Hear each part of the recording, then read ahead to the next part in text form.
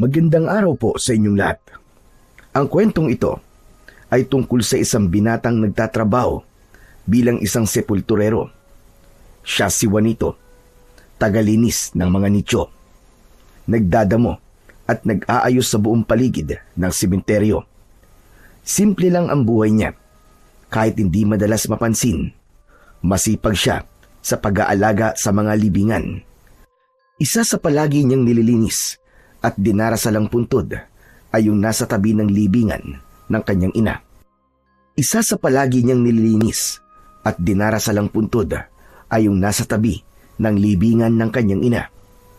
Matagal na itong napabayaan at tila nakalimutan na ng mga kamag-anak. Hanggang isang gabi, nasaksihan ng kanyang mga mata ang pagbangon ng isang bangkay mula sa hukay. Bumangon ng isang aswang na tinatawag na amaranhig. Bakit kaya muling nabuhay ang bangkay na yon? Ano ang koneksyon ng amaranhig sa lumang puntod na laging inaayos ni Juanito? Paano kaya makakaligtas si Juanito at ang kanyang mga kasama sa banta ng mga aswang na ito? O aswang nga ba talaga ang kanilang kalaban? At sino o ano ang kanyang magiging kakampi sa laban na ito? Pero bago po ang lahat, huwag po nating kalimutan mag-subscribe at i-hit ang notification bell sa aking YouTube channel na The Voice Addict at Apong Isaac para sa mas marami pang makapigil hiningang kwentong aswang at katatakutan mula sa mundo ng kababalaghan. Umpisahan na po natin ang kwento. Sa gitna ng sementeryo, may isang simpleng libing na isinasagawa. Walang banda, walang bulaklak at walang mga lobong pinalilipad. Tahimik ang paligid, walang maririnig na anumang ingay, maliban lang sa dahan-dahang pagbaba ng ataul sa lupa. Nakatayo si Juanito. Siya ang sepulturero sa sementeryong yun. Pawisan na siya at maalikabok ang katawan. Marumi na ang kanyang suot na pantalon at lumang t-shirt na halatang ilang araw nang hindi nalalabahan. Malungkot ang mukha niya, nakakunot ang noo at hindi maalis ang tingin niya sa matandang babae na nasa tabi ng hukay. Nakasuot ito ng itim na bestida at nakahawak sa kanyang tungkod. Naawa siya. Hindi lang dahil namatayan ang matanda, kundi dahil wala man lang nakiramay. Wala ni isang kamag-anak o kaibigan. Tanging sila lang ni Mang Tonyo at ang 3 taga-punerarya ang naroon. Tahimik lang si Juanito hanggang sa natapos ang libing. Binuhusan na ng lupa ang kabaong hanggang sa tuluyan na itong natabunan. Patuloy siyang nakatingin sa matanda. Wala itong luha, pero bakas sa muka ang matinding lungkot. Nang tuluyan ng natabunan ang kabaong, umalis na ang mga taga-punerarya, sakay ng kanilang van. Naiwan na lamang si Juanito, Mang Tonyo at ang matandang babae. Biglang humarap ang matanda sa kanila. Nakatayo siya sa gilid ng hukay.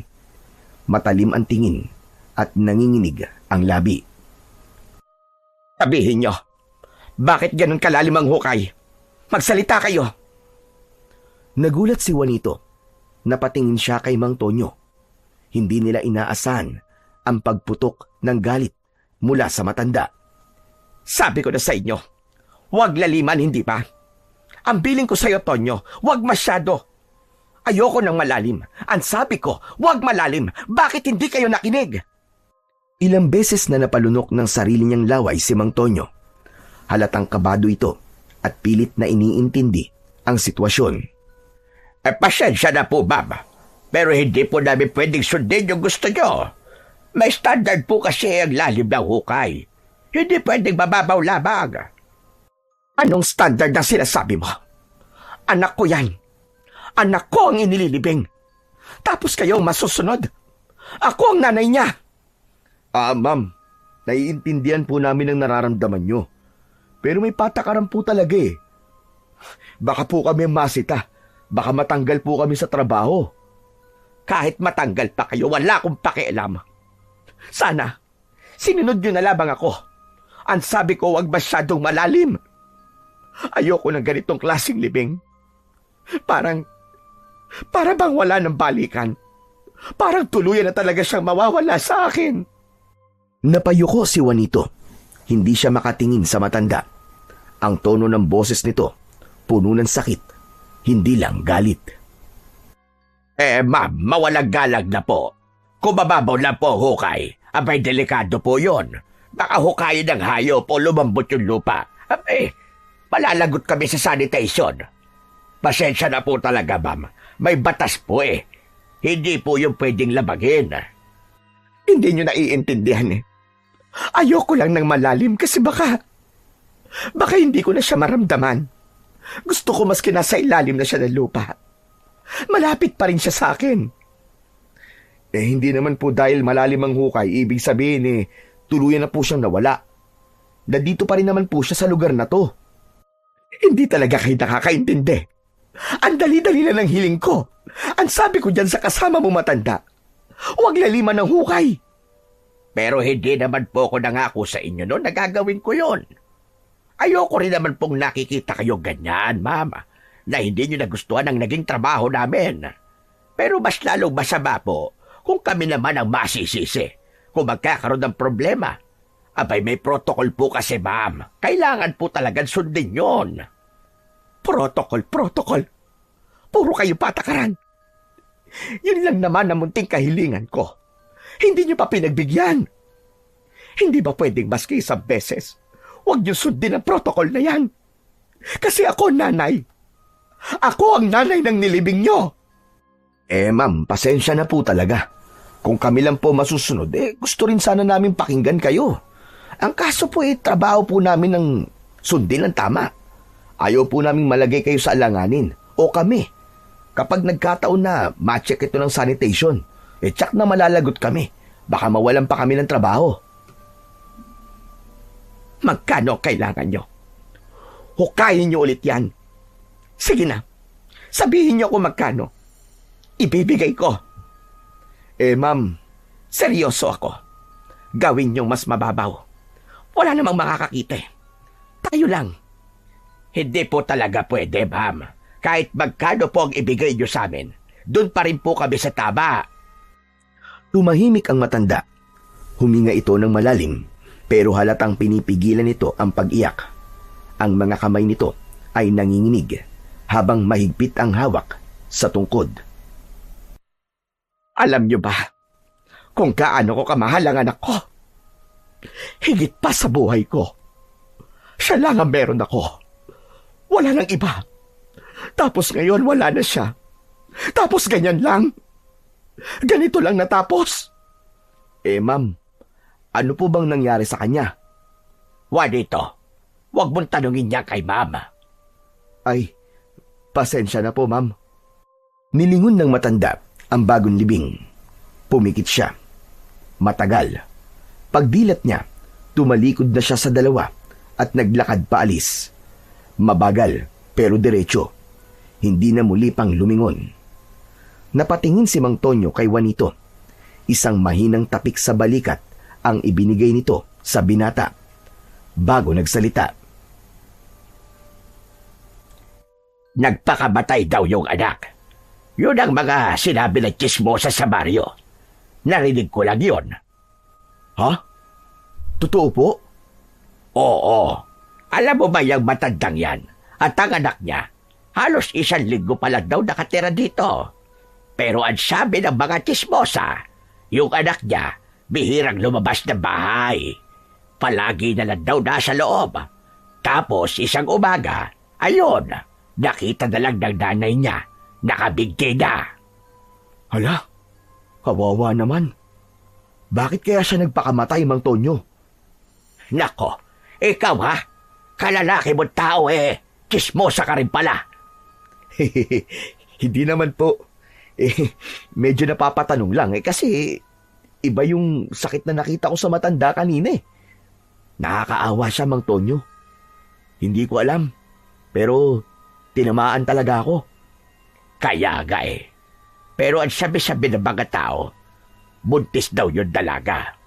Siguro na-depress. Baka tinakbuhan ng nobyo. O kaya hindi kinaya. Yun lang ang narinig ko. Napailing si Mang Tonyo habang sinisindihan ang sigarilyo. Humigop siya ng usok, tapos dahan-dahang bumuga sa hangin. Tumingin sa malayo. Ang daming alam ng mga chismosa. Akala mo'y totoo lahat eh. Kung totoo man yun, malaking dagok yun sa matandang babae. Ang dami na pala niyang pinapasan. Tapos ngayon, pati anak niya pinili pang wakasan ng sariling buhay. Imbis na tanggapin ng kapalaran niya. Ang bigat sa dibdib. Alam mo yun, Mantonyo? Sanay tayo sa libing ng bangkay Pero ngayon, iba. Iba talaga yung pakiramdam. Huminga lang ng malalim si Juanito. Pinunas ang pawis sa noo. Saka muling nagsalita. Tapos, nakita nyo naman, di ba? Wala man lang nakipaglibing, Miss Kisa. Ganun na ba talaga kasama ang mga tao sa baryo natin? Wala man lang nakiramay? Siguro. Gawa rin niya ng alam mo na. Bagong lipat lang kasi sila. Wala pang kakilala. Walang kaibigan. Tapos baka rin kasi walang handa. Ha? Walang handa? Oo. Alam mo naman dito sa atin, hindi ba? Aminin ba natin o hindi? May mga tao talagang nakikidalo lang sa labay at libing kasi may pagkain. Hindi lahat pero madami. Ay, nako. Nakakalungkot talaga, Mang Tonyo. Kaya nga sanay tayo kapag ganito may inililibing. Talagang may iyakan. May kumakanta sa libing. May nagbabasbas. Pero kanina, ang tahimik. Sobrang tahimik. Kaya nga po Alam nyo, kanina nga po, Mang Tonyo, parang gusto kong yakapin yung matanda Kung pwede lang ibalik yung nawala sa kanya Hoy, ano sinasabi mo? Gusto mo bang mabuhay ang bangkay? Kung pwede lang po. Ramdam ko rin po kasi yung sakit na nararamdaman niya. Ang sakit po ng mawala ng mahal sa buhay. Masakit din po mabuhay na mag-isa. Naalala ko tuloy yung nanay ko na namatay. Napangiti ng mapait ang binata. Naalala niya bigla ang pinakamasakit na nangyari sa kanyang buhay. Si Juanito ay 26 na taong gulang pa lamang. Tahimik lang siya. Simple at halos hindi mo mapapansin kung dadaan sa harap mo. Hindi siya pala kwento, pero kung kilala mo siya ng malalim, mararamdaman mong marami siyang dinadala. Siya ang bunso sa 3 magkakapatid. Pero ang totoo, simulat sa pool, parang siya na lang talaga ang natirang may malasakit sa kanilang ina. Ang mga kapatid niya, nang makaluwas ng Maynila, halos hindi na tumingin pabalik. Naiwan siya sa baryo kasama ang ina na may karamdaman sa baga. Matagal na nitong dinadala ang sakit, pero dahil sa kahirapan, hindi nakakapagpagamot ng maayos. Hindi rin kasi sapat ang kita nila sa maliit na tindahan na tinayo ng nanay niya noon. At dahil walang masandalan, si Juanito ang umako ng lahat. Nang lumala ang sakit ng ina, kinailangan itong makonfine sa ospital. Utang dito, utang doon. Kung sino-sino na ang nilapitan ni Juanito para lang merong maipambili ng gamot. May pambayad sa oxygen at may pantustos sa araw-araw na kailangan. Pero kahit na anong pilit niya, hindi na rin kinaya ng katawan ng kanyang ina. Nang namatay ito, hindi niya agad na ipalibing. Ilang araw pa itong nakapreser sa morgue, habang si Juanito ay kumakapit sa kung sino mang pwedeng mahiraman ng pera. Wala na ring natanggap mula sa mga kapatid. Ni isa sa kanila, hindi umuwi. Hindi rin tumawag. Hanggang sa kinausap siya ng may-ari ng sementeryo. Ito ang nagbigay sa kanya ng pera kapalit ng pagtatrabaho nito bilang isang sepulturero. Mula noon, nagsimula na siyang maghukay. Ang unang libing na ginawa niya ay para sa sarili niyang ina.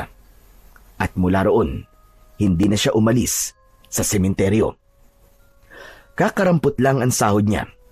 sapat lang para sa pagkain at pambayad sa interes niya sa utang niya sa may-ari. Pero tinitiis niya. Sa isip niya, ito ang kabayaran niya sa utang na hindi lang pera, kundi utang na loob niya sa may-ari na siyang naging dahilan para mailabas niya ang kanyang nanay sa ospital at mabigyan ng maayos na libing. Kaya't nang makita niya kung paano inilibing ang anak ng matandang babae, hindi niya maiwasang balikan ang sarili niyang pinagdaanan. Ang sakit ng mawalan, ang sakit ng pagsasakripisyo ng mag-isa. Tumahimik silang dalawa. Hindi na nag-usap. Marahang naglakad palayo si Mang Tonyo. Bit-bit ang pala. Si Juanito naman ay naiwan sandali.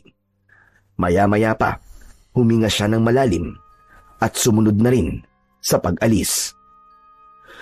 Dahil wala pa namang masyadong ginagawa sa sementeryo, naisipan ni Juanito na dumaan muna sa libingan ng kanyang ina. Malapit lang ito sa dulo ng sementeryo, sa tabi ng isang malaking puno ng santol. Tahimik sa lugar na yon at halos hindi rin dinadalaw ng ibang tao. Pagdating niya sa puntod ng ina, agad siyang naupo sa tabi nito. Pinunasan niya ng palad ang konting alikabok sa ibabaw ng lapida. Inayos niya ang kandilang natunaw, saka pinalitan ng bago. "Nay, nandito na naman ako." Nakangiti siya ng bahagya, pero ramdam sa tono niya ang lungkot. Gaya ng dati, kinakausap niya ang puntod na parang nariyan pa rin ang kanyang ina sa tabi niya. "Alam mo, Nay, meron po kaming inilibing kanina. Anak po siya ng isang matandang babae. Tulad din po natin siya. Walang ibang nakilibing. Naiiyak nga ako, Nay. Naalala kasi kita. Ang lungkot-lungkot po." Sandaling natahimik si Juanito. Pinagmasdan niya ang damo sa paligid at saka sumulyap sa tabi. Doon sa lumang nicho na inaalagaan din niya, kasabay ng pangangalaga niya sa nicho ng ina. Ang nicho na yon ay pagmamay-ari ng isang Rod Smith. Namatay siya taong 1988. Simula nang mapansin niya ito habang inilibing ang kanyang ina, tila wala nang bumisita roon. Noon, madamo at marumi ang paligid ng nicho. May lamat na rin ang semento. Wala man lang kandila ni isang bulaklak. Hindi niya maipaliwanag kung bakit, pero may kung anong awa ang naramdaman niya para sa nichong yun. Inisip niyang baka foreigner si Rod Smith. Base sa pangalan, malamang hindi ito taga rito. At marahil, wala na rin talagang kamag-anak na bumalik para ito ay dalawin. Kaya simula noon, nilinis niya ang nicho, binunot ang mga damo, tinanggal ang lumot at putik na kumapit, nagtulos ng kandila at naglagay ng bulaklak na pinulot niya sa tabi-tabi. Kasabay ng pag-aalaga niya sa puntod ng kanyang ina, inalagaan na rin niya ang nicho ni Rod Smith. Para bang hindi niya kayang tiisin ang makakita ng isang libingan na tila tuluyan ng kinalimutan.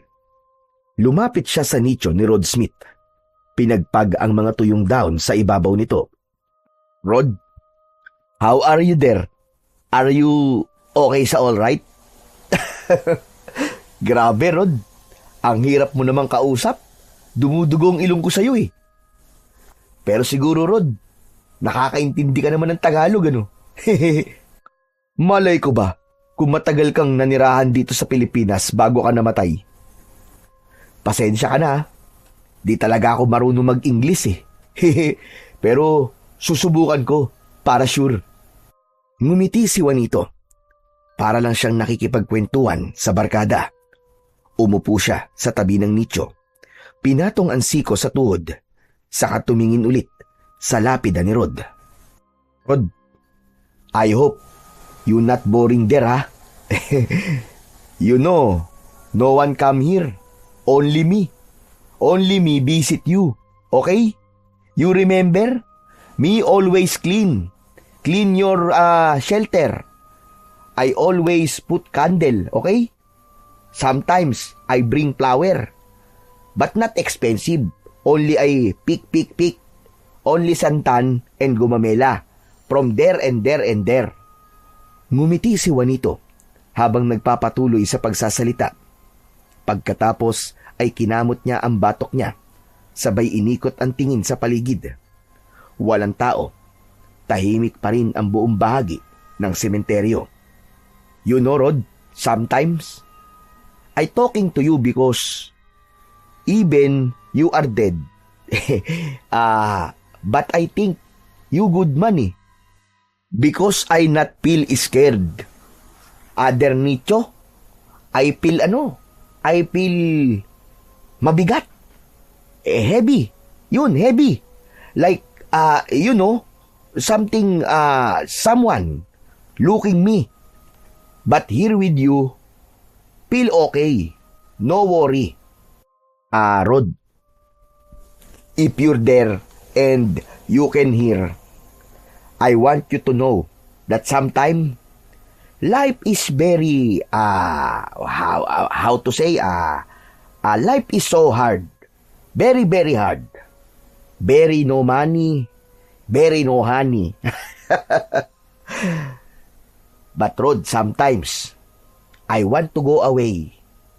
But I remember my mother and you, my nanay. She always tell me before, Juanito, you stay kind, always and forever. So I try doing that. So my mother never sad and never angry. Tumigil siya sandali at napakamot sa ulo. Di ilang beses na napasingot at napakamot sa kanyang ilong. Rod, my English is very pangit. Very bad. I know. But you know, Judge, okay? You know, tell me your grammar is wrong. I'm trying. Oh, okay. You try Tagalog din para patas. Natawa ulit si Juanito, pero ramdam pa rin sa tono niya ang lungkot sa ilalim ng kanyang pagbibiro. Anyway, Rod, if you see my nanay there, up there, tell her I miss so much. Tell her I'm working hard. Tell her I still not have girlfriend. No love life. Maybe she mad now. She want apo. But no girl. Want man like me. No one is like me. Poor. Dirty. Always in sementeryo. Lumingali nga siya sa paligid. Tahimik pa rin. Pangiti-ngiti siya habang nag-iisa. Naisip niyang baka pagkamalan siyang baliw, oras na may makakita sa kanya. Pero wala lang sa kanya yun, dahil kapag kausap niya ang kanyang ina at si Rod, nawawala ang kanyang lungkot. Pakiramdam niya ay hindi siya nag-iisa. Maya-maya pa ay napalingon siya sa kabilang direksyon nang makarinig ng may kaluskos. Pagtingin niya, nakita niyang papalapit si Mang Tonyo. Tinatawag siya para magmerienda. So Rod, I go now ha. I go drink soft drinks with my buddy Mang Tonyo. I came back again. Promise to you. You wait lang here. Don't go anywhere ha. Joke only, Rod. Joke only. Tumayo na si Juanito. Pinagpag niya ang alikabok sa kanyang pantalon. Saka hinaplos sandali ang ibabaw ng lapida ni Rod para magpaalam muna sandali bago umalis. Hinintay niyang makalapit ang matanda. Saka sila sabay na naglakad palabas ng sementeryo. Habang naglalakad, ramdam ng binata ang paggaan ng kanyang pakiramdam matapos makausap si Rod at ang puntod ng kanyang ina. Pagdating nila sa maliit na tindahan malapit sa sementeryo, agad silang naupo sa bangkong kahoy sa ilalim ng trapal. Kumuha ng 2 bote ng soft drinks ang matandang kasama niya. Sabay abot ng 1 piraso kay Juanito. May tinapay din. Siya nga pala. Mamayang gabi, hindi mo na ako makakapasok ha. Dumating kasi yung anak kong panganay eh. May reunion daw nagaganapin doon sa baryo. Mga 1 araw o 3 araw ako mawawala. Naku, Mantonyo. Ba't naman po kayo nagpapaalam sa akin? Hindi niyo naman po ako boss eh. Hindi naman ako nagpapaalam. Sinasabi ko lang para alam mo. Yun nga, nakapagsabi na ako kay boss at okay naman sa kanya kasi wala namang nakaschedule na libing. Huwag po kayo mag-alala, Mantonyo. Ayos lang po sa akin yun. Maging masaya po kayo sa reunion nyo. Salamat. Kinagabihan, mag-isa na nga sa sementeryo ang binata. Tulad ng dati, tahimik naman ang buong paligid. Walang ibang tunog na naririnig, maliban sa mga kaluskos ng mga dahon. Sa malayo, may ilang aandap-andap na ilaw sa poste ang makikita. Ito ang tanging nagbibigay ng liwanag sa lugar na yon. Umikot si Juanito. Bitbit niya sa kamay ang isang batuta at maliit na flashlight. Sanay na siya ng ganong oras. Gabi-gabi siyang nagroronda. Alam niyang minsan may nakakapasok na lasing o kaya naman ay mga kawatan na nananamantala. Mga magdanakaw ng bakal, naninira ng mga nicho at pinagdanakawan ang mga bangkay at iba pa. Naglakad pa siya papunta sa pinakaloob. Ngunit hindi nagtagal ay naramdaman niyang may kakaiba. Biglang humampas ang malakas na hangin. Gumalaw ang sanga ng punong malapit sa kanyang likuran. Saglit siyang napalingon dahil pakiramdam niya ay may nakatingin. Ngunit wala naman siyang nakita. Nagpatuloy pa siya hanggang sa muling mapatigil nang makarinig ng mahinang ungol. Isang uri ng tunog na parang may isang taong nasasaktan. Hindi siya sigurado. Hindi rin naman ito boses ng hayop, pero parang malalim. Masyadong mababa ang tono, parang galing sa hukay. Natigilan si Juanito. Napahigpit ang hawak nito sa kanyang flashlight. Lintik na yan. Ano kaya yun? Lagot na. Kung kailan ba naman wala akong kasama, saka naman may ganito. Muling narinig niya ang kakaibang ungol. Mas malapit at mas malinaw. Doon na tumindig ang balahibo niya. Juanito, huwag ka mag-isip ng kung ano-ano. Wala to. Wala to, wala to. Pilit niyang pinakalma ang kanyang sarili. Ngunit hindi pa rin nawala ang kabog ng kanyang dibdib. Mabagal siyang naglakad, palapit sa tunog. Itinutok niya ang flashlight sa direksyon kung saan niya ito naririnig. Hanggang sa nakarating siya, malapit sa libingan ng anak ng matandang babae.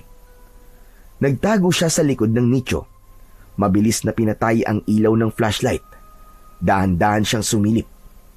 Sa tulong ng liwanag ng buwan, nakita niya may bahagyang gumalaw. Hindi sa mismong puntod, kundi sa katabing libingan nito. Lumuhod siya para silipin. Doon niya nakita ang isang kamay na unti-unting umaangat, kasunod ang ulo at ang balikat. Ang bangkay ay umaahon sa sarili nitong libingan. Maputla ang balat, mabagal ang kilos, puno ng putik ang katawan. Amoy nabubulok na karne at formalin ang umalo sa hangin. May mga uod na naaagnas sa katawan. Walang emosyon ang muka ng bangkay. Hindi na nag-isip pa ang binata.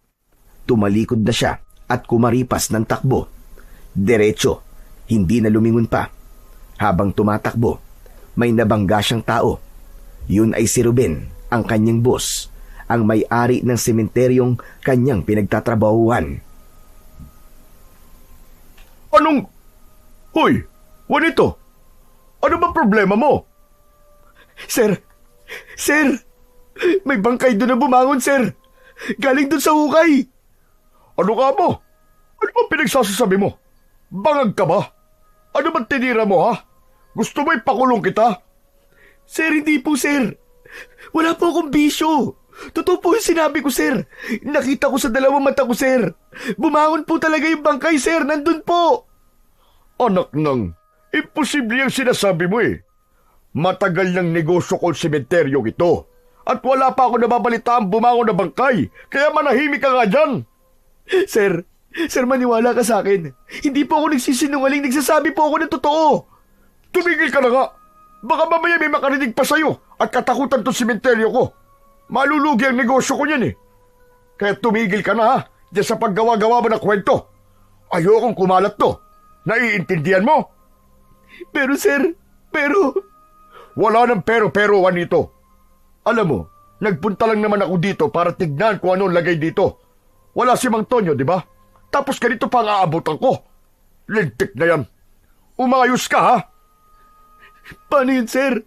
Kung totoo po yung nakita ko, dapat malaman natin kung nasa na yung bangkay. Baka may nangyaring masama.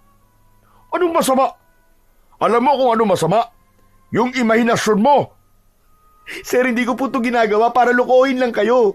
Takot na ako, sir. Tingnan nyo, nanginginig na ako. Kung nakita nyo lang yung bangkay, sir. Wala akong nakita. Ay nako, bahala ka na nga dyan. Napayuko ang binata. Gusto pa sana niyang magsalita, pero wala na siyang nagawa, kundi ang tumango. Kita sa mukha niya ang kaba at pangamba, pero malinaw na hindi naniniwala sa kanya ang kanyang amo. At sa totoo lang, hindi rin siya makapaniwala sa nakita niya. Tumalikod na si Ruben at nagsimulang maglakad pabalik sa kanyang sasakyan. Habang papalayo, patuloy ang pag-iling at pagdadabog ng kanyang paa sa sementadong daan. Bangkay na bumangon. Kalokohan. Naiwan ang binata sa tabi ng mga libingan. Muling tumahimik ang paligid. Wala na ang ungol. Nagdesisyon siyang patotohanan ang kanyang nakita. Bumalik siya sa libingan. Wala na doon ang bangkay, pero nakita niya ang libingan, ang butas kung saan ito lumusot. Bahagyang magulo. Napansin niyang tila may mga bakas ng kamay sa paligid ng hukay. Mga kalmot sa lupa. Parang pinilit na umalpas mula sa ilalim. Nanginginig ang kanyang mga kamay habang dinadampot ang punit na bahagi ng telang parang mula sa barong na pangburol. Anak ng teteng, totoo yung nakita ko. May bangkay ngang bumangon mula dito. Hindi. Anong gagawin ko ngayon? Hindi niya namalayan. Unti-unting may aninong lumalapit sa kanyang likuran. Tahimik ang mga yapak. Walang ingay. Ang amo niyang si Ruben pala. Tahimik na sumunod at ngayon ay nakatayo sa likod niya. O ano? Nasaan yung sinasabi mong bangkay? Wala naman ah. Halos matumba sa lupa si Juanito nang marinig ang biglang pagtatanong ng amo sa kanya. Hindi niya akalain na biglang may magsasalita. Nang lingunin niya ito, nakita niyang nakakunot ang noo ni Ruben. Nakatitig sa magulong lupa. Oh! Ano to, Juanito? Ba't ang kalat dito at magulo? Hindi ba kayo naglilinis? Ganyan ba kayo magtrabaho dito? Sir, ano ba sir? Hindi niyo ba nakikita? Ano ba dapat kong makita dyan? Sir, tignan niyo. May mga bakas na talagang may bumangon dito. Tulad na sinabi ko kanina, wala akong nakikita. Sir, wag naman kayo magbulag-bulagan. Ito na nga ang ebidensya ho. Bakit ba ayaw niyo pa rin maniwala? Ikaw malaki ang utang na loob mo sa akin. Bukod sa perang pinautang ko sa'yo, libre mo pang nailibing ang nanay mo dito. At hindi lang yun, pinapakain kita. Binigyan kita ng matutuluyan. At buwan-buwan may sahod ka pa. Kaya makinig ka sa akin. Wala kang nakita. Walang nangyari. Sige na, ayusin mo na yan. Huwag mong hahayaang may ibang makakita niyan. Nagkakaintindihan ba tayo? Wala nang naisagot si Juanito. Pero ilang segundo, doon niya napagtanto ang ibig sabihin ng kanyang amo. Muli, tumalikod na si Ruben. Nakita pa niya na dumura sa lupa ang kanyang amo at ilang beses na napailing. Muling naiwan si Juanito sa tabi ng hukay. Nakatayo lang, walang kibo. Maya-maya ay umupo siya sa lupa. Dahan-dahan niyang inayos ang buhangin. Tinapik at pinantay. Bakit parang baliwala lang sa kanyang nangyayari? Ganun ba talaga kapag mayaman? Ayaw mawalan ng pera? Ayaw malugi ang negosyo, maski may mga kababalaghan na? Napailing siya, sabay tayo. Nagdesisyon siyang bumalik na lamang sa kubo. Habang naglalakad siya, may napansin siya sa daan. Mga bakas ng paa, may putik. Sinundan niya ito, palabas ito ng sementeryo, papunta sa baryo. Nanginig ang kanyang mga kamay, hindi niya alam kung susundan ba o hahayaan na lang. Napasandal siya sa poste ng ilaw. Muling natahimik at nag-isip. Pilit niyang iniintindi kung ano ang nangyayari. Napapikit siya. Malalim ang paghinga. Hawak-hawak ang sariling dibdib. Lumipas ang ilang minuto. Hindi pa rin siya kumikilos. Nagpasya siyang wag nang makialam. Ayaw niya nang madamay pa. Kung totoo man ang nakita niya, wala rin naman siyang magagawa. At kung hindi totoo, mas lalo nang walang dapat ikabahala. Tahimik siyang naglakad pauwi. Mabigat ang bawat takbang, pero pinilit niyang pinaniwala ang sarili na wala siyang nakita. Pagsapit sa barong-barong na tinitiran niya, dumiretso agad siya sa papag. Hindi na nagbihis, hindi na rin kumain. Nahiga siya, pinikit ang mga mata. Ilang sandali lang, tinangay na siya ng antok. Kinabukasan, tinanghali na ng gising si Juanito. Naalimpungatan lang siya nang marinig ang pamilyar na boses ni Mang Tonyo. Tila may anong kaba sa boses ng matanda habang tinatawag siya mula sa labas ng kubo. Juanito! Juanito! Gumising ka na dyan! Agad siyang napabangon. Napansin niyang basa ang leeg niya at likod sa pawis. Binuksan niya ang pinto. Tumambad sa kanya ang muka ng kanyang kasamaan. Nanlalaki ang mga mata at pawis na pawis. Oh, Mang Tonyo, akala ko ba'y 3 araw ang bakasyon niyo? Ano po nangyari? Ba't bumalik kayo kagad? Nako, hindi na. Pinauwi ko na mga anak ko. May nangyari sa baryo, iho. Ha? Teka, ano po nangyari? Bakit parang takot na takot yata kayo? Sinong hindi matatakot? Abay may natagpo ang bangkay ng babae sa may tabing sapa kanina. Noong una akala nila nalunod lang. Pero nang lapitan, ako po Diyos ko, hindi normal ang itsura ng katawan. Ano? Teka, ano po nangyayari? Anong itsura ng bangkay? Puno na sugat ang katawan. Kalas halos ang panga, parang pinilit na ibuka. Tapos may kagat sa leeg. Tapos sa tiyan, wakwak. Wala nang laman loob. Yung mga mata niya, nakadilat parang takot na takot. Nangingitim ang palad niya at nangingitim rin ang mga kuko. Diyos ko kung makita mo lang. Nakakatakot naman po yan. Abay oo. Tapos alam mo ba, may bakas na natuyong putik ang katawan niya. Putik po? Oo, may bakas ng putik. Alam na po ba kung sino po pumatay doon sa babae? Wala pang nakakaalam iyo. Walang makapagsabi at wala namang lumulutang na saksi. Mukhang wala talagang nakakita. Nakakatakot na eh. Kasi kumakalot na ngayon sa baryo na baka aswang daw ang may gawa nun. Hindi raw yung kayang gawin ng tao lang. Kung tutuusin, nakita ko mismo bangkay eh. Nakakaawa talaga. Yung mukha niya, parang hirap na hirap sa huling sandali. Tuluyan na nanlamig si Juanito. Parang may bumara sa lalamunan niya. Hindi niya alam kung sasabihin ba niya ang totoo. Pero napansin ni Mang Tonyo ang pag-aalala sa muka ng binata. Hoy, ano nangyari sa'yo? Bakit natulala ka dyan? Ayos ka lang ba? Mang Tonyo, meron po akong gustong ikwento sa inyo eh. Ano ba yon? Kasi kagabi po, may nakita ko eh. Mang Tonyo, may bangkay po na bumangon mula sa libingan. Ano ka mo? Totoo ba yung sinasabi mo? May bangkay na bumangon? Abay, Diyos ko! Iniisip ko po kasi na baka guni-guni ko lang yun eh. Tulad po ng sinabi ni boss kagabi. Hindi ko na inisip na posibleng may masamang mangyayari tulad nito. Mang Tonyo, may kutob akong Baka po may kinalaman yung bangkay na yun sa natagpo ang patay sa baryo. May posible talaga yun, iyo. Pero sabi mo, nandito si boss kagabi, tama ba? Opo, nandito siya. Para tignan yung status daw dito. At nakita nga po niya ako na takot eh. Yun, kinuwento ko po sa kanya yung nakita ko, pati yung mga bakas na may nasirangang libingan, pati yung mga kalmot sa lupa at kung ano-ano pa. Lahat sinabi ko. Pero wala. Wala, Mang Tonyo. Hindi siya naniwala sa akin. Bagkus, pinaalis pa niya ako at pinaayos yung nasirang libingan.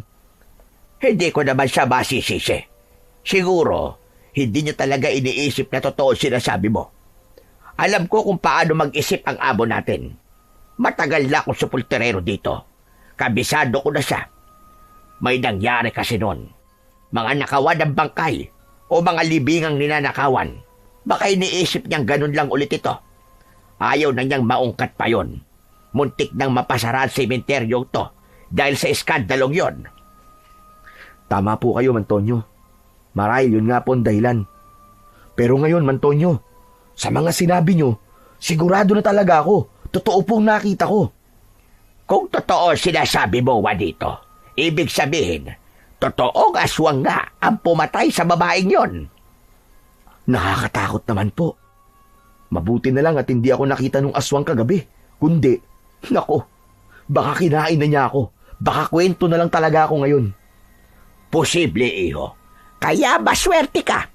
Dahil alam mo ba, ang aswang na yon, hindi basta-basta. Isa siyang amaranhig. Ano po? Aswang na amaranhig? Oo, pero hindi sila basta aswang lang. Iba sila. Kakaiba. Ang mga amaranhig ay isang bangkay na muling nabuhay at hindi natatahimik. Nabubuhay ito para pumatay. Yun ang layunin nila. Hindi sila tulad ng ibang aswang na kayang itago ang kanilang anyo. Magpanggap at kayang magsali ng sumpa ng pagiging aswang sa ibang tao. Pero ang amaranhig, iisa lang ang gusto, makapatay para manatiling buhay sa gabi. Hindi na nakaimik pa ang binata. Napaupo siya. Hindi niya alam kung matatakot o magsisisi. Naisip niyang kung naniwala lamang siya sa kanyang sarili kagabi at nagsabi sa baryo, baka sakali, hindi na nadamay pa ang babaeng yun. Mang Tonyo, may kasalanan po ba ako? Kasalanan ko po ba yun, Mang Tonyo? Wala kang kasalanan, Juanito. Pero ngayon, alam na natin ang katotohanan. Kailangan mabalaan ng mga taga-baryo. Hindi ito dapat na ipagwalang bahala. Sandali lang po. Hindi po ba natin to sasabihin sa amo natin? Baka po kasi magalit siya eh. Oo nga, pero hayaan mo. May pagsasabihan ako. Sino po? May kilala akong albularyo. Baka makatulong siya sa atin. Sige po, Mang Tonyo. Tumango si Juanito. Alam niyang seryoso si Mang Tonyo. Hindi ito basta-basta magbibiro, lalo na sa ganong klaseng sitwasyon. Alam niyang may mabigat na dahilan kung bakit gusto nitong kumonsulta sa isang albularyo. Kagad silang nagdesisyon na puntahan ang albularyo. Naglakad sila papunta sa bundok sa may bandang dulo ng baryo. Ayon kay Mang Tonyo, doon nakatira ang isang kilalang albularyo sa kanilang lugar. Maraming taon na itong naninirahan sa itaas ng bundok at bihira na bumaba. Maraming tao ang naniniwala sa kanya. Madalas dito na rin dinadala ang mga taong may malulubhang karamdaman na di na kayang pagalingin sa ospital. At may ilang beses nang nakapagpagaling na parang may himala. Ilang minuto pa, narating na nila ang isang maliit na kubo na gawa sa kawayan at kugon. Sa paligid ng bahay, may mga tao, matatanda, bata, at ilang pang mga kabataan na nakapila. Halatang naghihintay ng kanilang pagkakataon para makausap at makapagpatingin sa matanda. Grabe! Ang daming tao, Mang Tonyo. Mukhang matatagalan tayo dito ah. Akong bahala. Gagawa ko ng paraan para mauna tayo. Nilapitan niya ang isang babae na tila nag-aayos ng pila. Nakiusap itong unahin na sila dahil mahalaga ang sadya niya kay Apong Erning. Ngunit Tinignan lamang siya ng babae mula ulo hanggang paa. Saka itinuro ang dulo ng pila. Hindi mo naiintindihan eh. Hindi naman kami magpapagamot. Kailangan lang namin masabi kagad to kay Apong Erning. Bago pa kami mahuli ng boss namin na wala kami sa sementeryo. Kaya sige na, paunahin mo na lang kami. Ngunit tinignan lang siya ng masama ng babae. Muling itinuro nito ang dulo ng pila. Sinabi nitong kailangan nilang sumunod sa patakaran at mahiya sa mga taong nauna sa kanila. Sinabi ko na sa'yo, mahalaga ang pakay namin. May kinalaman ang sasabihin namin kay Apo Erning tungkol sa nangyari kagabi dito sa baryo. Kung hindi mo kami papapasukin, abay uuwi na kami. Bahala na kung may mabiktima ulit o may mamatay ulit mamayang gabi. Dahil sa sinabing yun ng matanda, yung mga taong nakapila, sila na mismo ang nagsabi na ayos lang sa kanila na paunahin na ang dalawa. Kaya walang nagawa ang babae. Pinapasok na sila sa loob. Nang nasa loob na ang dalawa, agad na sumalubong sa kanila ang mabangong amoy ng bahay. Amoy insenso at langis. Sa isang sulok, may isang matandang lalaki ang nakaupo sa upuang gawa sa kawayan. Mahaba ang kanyang buhok, lagpas balikat at buwaghag na tila ilang taon nang hindi nagsusuklay. Ang kanyang balbas ay halos natatakpan na ang kalahati ng kanyang muka. Kulay puti at may bahid ng abo. Nakasuot siya ng isang lumang damit na tila hinabing abaka. Nakapaa siya at ang kanyang mga binti ay balot ng mga pilat at galos na animoy palatandaan ng pakikibaka sa matinding ritual o engkwentro sa iba't ibang nilalang. Ang katawan nito ay payat, halos butot balat na, kulubot na rin dahil sa labis na katandaan. Magandang umaga po, Apo Erning. Hindi sumagot ang matandang lalaki. Hindi sila binati pabalik. Nakatitig lang ito sa kanila na para bang binabasa ang kanilang iniisip. Tahimik ito pero kita sa kanyang mga mata na marami itong alam. Apo Erning. Anong sadya nyo rito? Nagkatinginan sina Juanito at Mang Tonyo bago muling nagsalita. Tungkol po ito sa natagpo ang patay kanina. May sospecha po kami na isang amaranhig ang pumatay doon. Paano nyong nasabi? Ako po, Apo Erning. Nakita ko po ang pagbangon ng isang bangkay dun sa sementeryo. Kaya ako nasabing amaranhig yon. Kasi sa lahat ng uri ng aswang, sila lang ang bangkay na muling nabubuhay. Hindi sila katulad ng karaniwang aswang. Patay na sila, pero lumalakad pa rin. Walang reaksyon ang matandang albularyo. Hindi man ito nagulat o nagtaka. Blanko ang kanyang muka. Huminga lang ito ng malalim. Alam ko na, kagabi pa. Naamoy ko na siya. Masagsang ang amoy at mabigat ang hangin na nagmumula sa ibaba. Talaga po, alam nyo na. Oo, alam ko na nga. Ang sinabi nyo ngayon ay kumpirmasyon lang sa nararamdaman ko. Apo Erning, pwede po ba ako magtanong? Bakit po may amaranhig? Ang mga amaranhig ay isang tao na namatay na may hindi natatapos na misyon o hangarin dito sa ating mundo. Kadalasan, sila yung mga biglang namatay. Sila yung hindi tinatanggap sa langit o kaya sa impyerno. Malaya sila at nananatili sa gitna ang kanilang kaluluwa. At dahil walang katawan ng kaluluwa, bumabalik siya sa sarili niyang bangkay, nabubuhay sa paghihiganti o pagkauaw. Sabi po ni Mang Tonyo, Apong Erning, aswang din po ito. Tama po ba? Oo, aswang din sila, pero ibang-iba sila sa mga normal na aswang na kayang mabuhay bilang tao sa araw. Ang amaranhig, hindi na tunay na tao. Patay na ang laman nito at nabubuhay lamang sa gabi para mambiktima o manghinain. Bakit po? Bakit po sila nabubuhay? At paano? Lahat ba ng mga espiritu pwedeng makabalik sa katawan kahit bangkay na o naaagnas na? Ang mga amaranhig ay galing talaga sa mga matandang angkan ng aswang. Kapag sila'y namatay, may ritual na ginagawa upang bumalik sila sa kanilang katawan. Pero hindi laging ganoon ang kwento. Ano pong ibig niyo sabihin? Yung mga kaluluwang gala, sila ang madalas na nagagamit at napepwersa ng mga nilalang na may kaalaman sa itim na mahika. Pilit nilang ibinabalik ang mga ito sa lumang katawan at tinutulak para gumawa ng kasamaan. Ibig sabihin, pwede pong may lumikha sa kanila na kahit ayaw naman nilang mabuhay, ay wala silang magawa. Ganun po ba?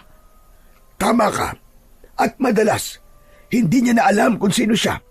Nakakalimutan niya ang sarili niya. At dahil puno ng galit, gulo at takot ang pagkagising niya, napipilitan siyang manakit, ang pumatay at gumawa ng masama. Grabe! Parang ginawang laruan ng kaluluwa nila. Yan ang totoo. At yan ang mas delikado. Kasi, hindi lang basta patay ang kalaban mo. Isa siyang nilalang na ginamit ng itim na puwersa. Hindi na siya basta maranhig lang. Siya ay naging kasangkapan na ng mas masamang nilalang. Naku, mas delikado pala yung kung ganun. Kasi kung may gumagawa o bumubuhay dun sa bangkay, ibig sabihin, may posibilidad na gumawa pa siya ng mas marami. Tama ka, iyo. Nako, masama to. Delikado ang baryo pa nagkataon. Ano po gagawin natin, Apong Erding? Mapipigilan ba natin ito? Kaya nga po, Apong Erning, may solusyon pa po ba para di na po ito lumala? Paano po natin mapoprotektahan ng baryo na hindi po masisira ang reputasyon ng sementeryo? Baka po kasi magalit sa amin ang amo namin kapag nalaman niya ang nangyayari. Kailangan muna nating malaman kung ang Amaranig ay aswang na kusang bumalik o pinilit lang ng ibang puwersa. Ano pong pagkakaiba pag ganun? Ang Amaranig na kusang bumalik ay maaaring tapusin gamit ang sagradong apoy. Ngunit iba kapag pinilit lang ito. Kailangan natin ng kapantay na pwede nating ipantapat sa Amaranig at sa mahika ng nilalang na gumawa dito. Ayun dalawa, maging alerto kayo dahil tiyak na sa sementeryo nyo manggagaling ang mga Amaranig. Natahimik ang dalawa. Mabigat ang kanilang narinig.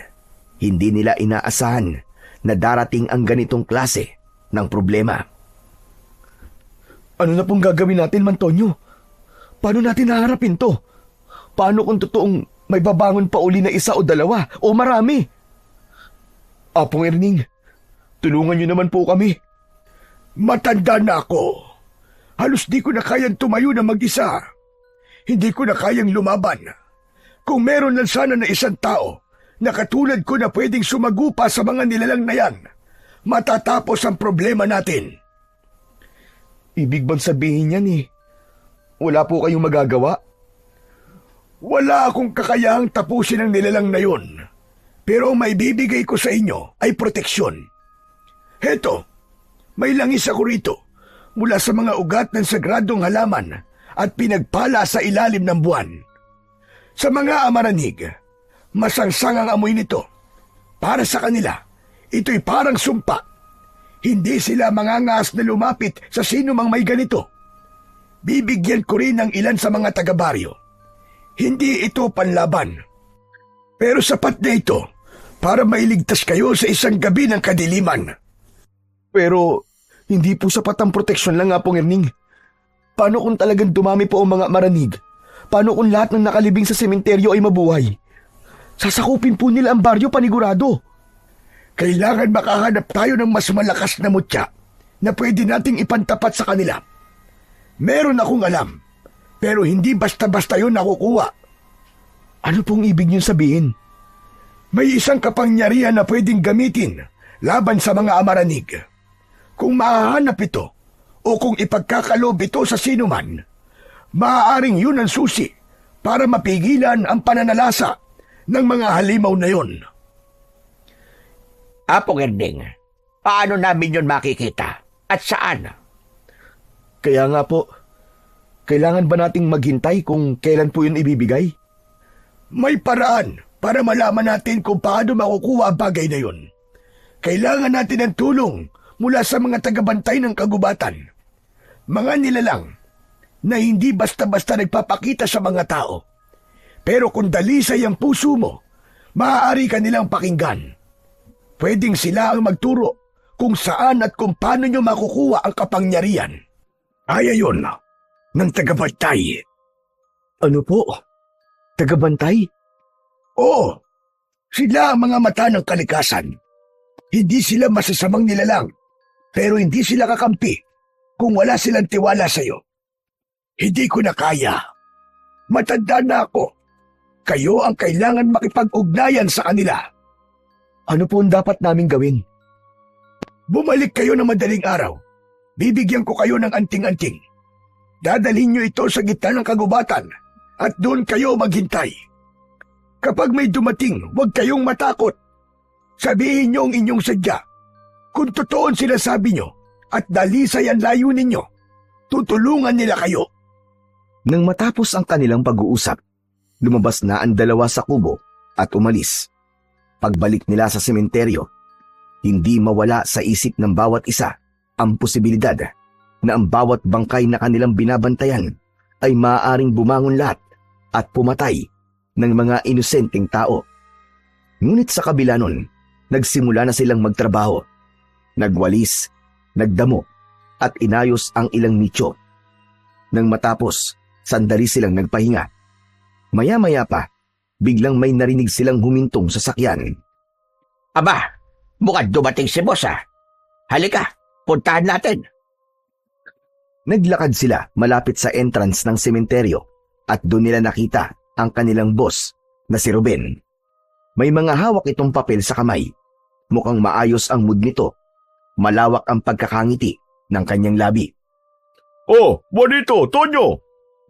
May bago kayong aasikasuhin. Sir, may ililibing po ba? Oo, yung babaeng natagpuan sa ilog. Hindi raw magtatagal ang burol.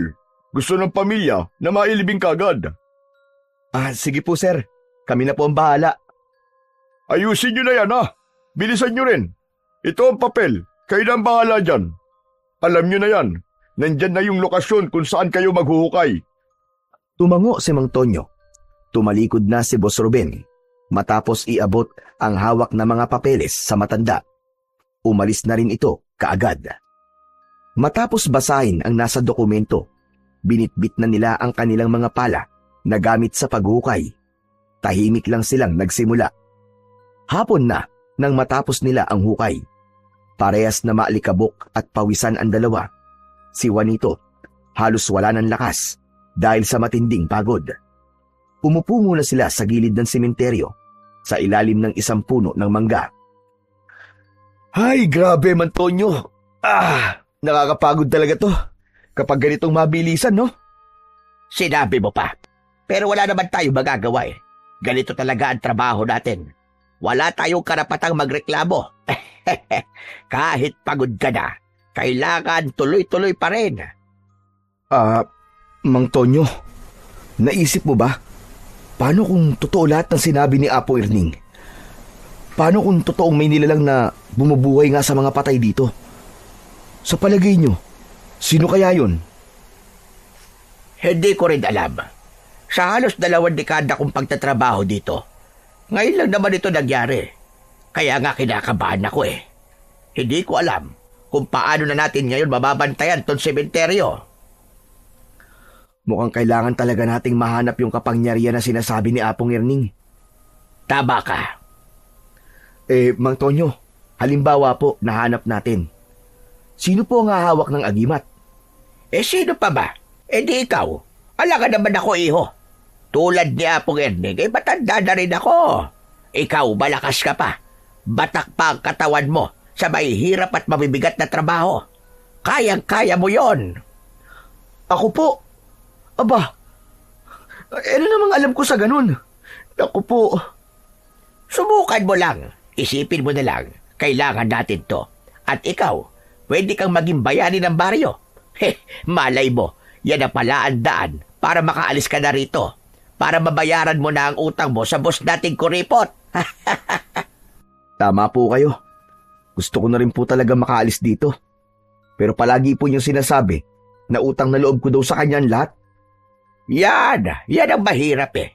Mahirap bayaran ng utang na loob. Pero kung siya naman ang magkaroon ng utang na loob sa'yo, di quits na kayong dalawa. Paano naman po siya magkakaroon ng utang na loob sa akin? Ewan ko. Pero ang alam ko lang, kung may magagawa kang isang bagay na hindi niya kayang gawin, o kung maisalba mo siya sa isang malaking problema, yun lang ang paraan. Yun ang tunay na bayad sa utang na loob. Sana nga, Mang Tonyo. Sana nga magawa ko. Tahimik na nilang tinapos ang huling bahagi ng gawain nila at nagsimulang mag-ayos ng gamit. Umuwi na sila sa kanilang kubo. Pagdating doon, naghapunan na sila ng tinapa at kanin.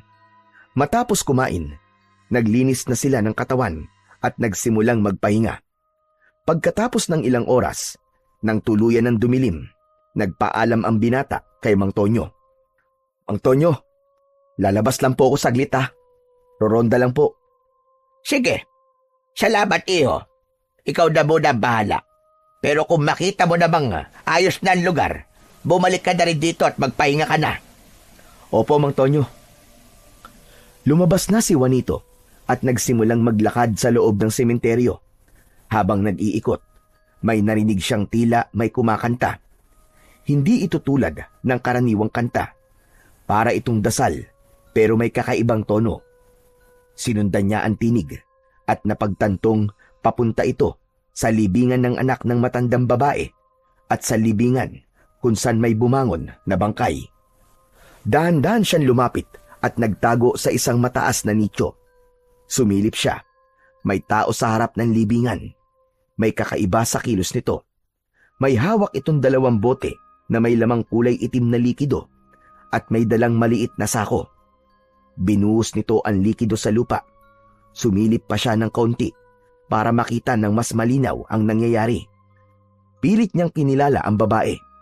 Napakunot ang kanyang noo nang makilala ito. Yun ang matandang babae. Teka, anong ginagawa niya sa libingan ng anak niya? Patuloy ang ginagawa nito at may sinasambit na mga salita. Hindi maintindihan ni Juanito ang mga sinasabi ng matandang babae. Mabilis, halos pabulong ang iba at minsan ay paungol. Tumitirik pa ang mga mata. Diyos ko, ano na naman ba ito? Biglang tumigil si Aling Lucia. Napatigil rin sa paghinga si Juanito. Umangat ang ulo ng matanda at parang suminghot-singhot ng hangin. Tumingin ito sa paligid tapos dahan-dahang lumingon sa direksyon niya. Parang biglang tumigil ang tibok ng puso ni Juanito. Napapikit siya dahil sa labis na kaba. Nanginig bigla ang tuhod niya.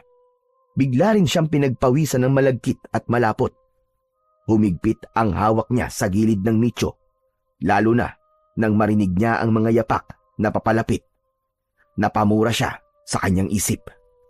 Pagmulat niya, halos matumba siya nang makitang nasa harapan na niya si Aling Lucia. Hindi ito mukhang galit, pero matalim ang titig sa kanya. Anong ginagawa mo rito? Bakit mo ako pinapanood? Ano po kasi? Teka, kayo nga po ang dapat kong tanungin yan eh. Ano pong ginagawa niyo rito? Gabi na po ah. Bakit? Bawal ba dumalaw sa patay kapag gabi na? Hindi naman po. Pero sana man lang nagpaalam po kayo. Nagulat po kasi ako eh. Tinitigan siya ni Aling Lucia, ngunit ilang segundo lang ang matalim nitong mga titig ay nagbago. Lumambot at umamo. Iho, may hihilingin sana ako sa'yo. Ano po yun? Pwede mo bang hukayin ng kaunti lang ang libingan ng aking anak? Na naman? Aling Lucia, tapos na po natin pag-usapan yan, di ba? Hindi nga po pwede, bawal po. Hukayin ko po yan kapag may dokumento po kayo na nagsasabing pwede pong hukayin. Magkano ba ang kailangan mo? Para sundin mo ko. Nagulat si Juanito sa sinabing yun ni Aling Lucia. Binuksan ng matanda ang dala niyang bag at ipinakita nito sa binata ang laman. Maraming pera, libo-libong piso. Hala, ang dami po niyan ah. Sa'yo ng lahat to. Hindi mo na kailangan magtrabaho rito pagkatapos mo makuha ito. Basta gawin mo lamang ang hiling ko. Bakit po hindi niyo na lang po idaan sa tamang proseso? Hindi na ako makakapaghintay. Mauubusan ako ng oras. Ano po ba kasi ang balak nyo? Kung may plano din po pala kayong ipahukay ang bangkay, bakit nyo pa po pinalibing? Dahil yun ang kailangan iyo. Kung hindi ko ililibing ang anak ko sa tamang paraan, hindi maisasakatuparan ng ritual. Hindi siya makakabalik. Biglang sumagi sa isip ng binata ang nakitang pagbangon ng bangkay mula sa isang hukay. Paanong di mabubuhay ang anak mo? May nabuhay namang bangkay dito, dyan mismo, sa lupang inaapakan mo. Anong sinabi mo? May nabuhay na bangkay dito? Talaga? Kung ganon, may pag-asang ang mabuhay talaga ang anak ko. Ngayon, ay kailangan lang talaga na maiangat maski konti ang anak ko para maging perpekto muli niyang pagkabuhay. Natulala ang binata. Huli na nang maisip niyang mali ang kanyang nasabi. Mali na ipinaalam niya sa matanda ang tungkol sa pagkabuhay ng bangkay. Lalo pat sigurado na siyang ito nga ang nilalang na sinasabi ni Apong Erning na bumubuhay sa mga bangkay. Isang malakas at makapangyarihang tao. Natakot siya bigla at hindi makapagsalita. Anong iniisip mo, iho? Bakit hindi mo ako kinakausap? Ano? May pasya ka na ba? Hindi ko po alam, Aling Lucia. Pwede ko po ba muna itong pag-isipan? Sige, pero bilis-bilisan mo ang pag-iisip, iho. Nauubusan na ako ng oras. Hindi pwedeng mabulok ang katawan ng aking anak. Lumayo na muna si Juanito. Nais niyang mag-isip, ngunit blanko ang kanyang utak. Tila ayaw gumana ng oras na yon. Pinili niyang tumakbo papunta sa puntod ng kanyang ina. Mas tahimik sa lugar na yon, pero ang isip niya, magulo pa rin. Nay, ano po ba ang tama? Nalilito na po ako eh. Hindi ko po alam ang gagawin ko. Natatakot po ko, Nay. Yung matandang babae po, may suspecha po ko na siya ang bumubuhay sa mga amaranig at may plano siyang buhayin ng kanyang anak. Patuloy siyang nagsalita sa harap ng puntod. Parang may kausap pero wala naman. Nagsalita siya na nagsalita kahit wala namang sumasagot. Ilang sandali pa, napalingon siya dahil may narinig siyang ingay. May nakita siyang ibon. Nagulat siya dahil hindi ito pangkaraniwang ibon na nakikita sa Pilipinas. Nakatayo ito sa ibabaw ng puntod ni Rod Smith. Isang buitre. Maitim ang balahibo nito. Mahaba ang leeg nito pero walang balahibo hanggang ulo. Matulis ang tuka at may matatalas na mga kuko. Humarap sa kanya ang buitre. Napaatras ng bahagya. Alam niya kung anong klase ng ibon ito. Alam niyang kumakain ito ng bangkay ng hayop at pati ng tao. Ngunit ilang saglit pa, napansin niyang hindi gumagalaw ang ibon. Hindi rin ito sumusugod o nagpapakita ng banta. Nakatayo lang ito sa isang tabi. Tila ba, nagmamasid. Dahan-dahan siyang bumalik sa pagkakaupo sa ibabaw ng puntod ng kanyang ina. Huminga siya ng malalim. Sinubukang pakalmahin ang sarili habang pinagmamasdan ang kakaibang kilos ng ibon. Rod? Rod, is this your pet? Tell him be nice and kind to me. Tahimik ang buitre. Hindi ito umaalis. Hindi rin lumalapit. Parang binabantayan lang siya. Rod, my friend, can I touch your bird? Biglang humuni ang buitre. Hindi niya alam kung ibig sabihin nito ay oo o hindi.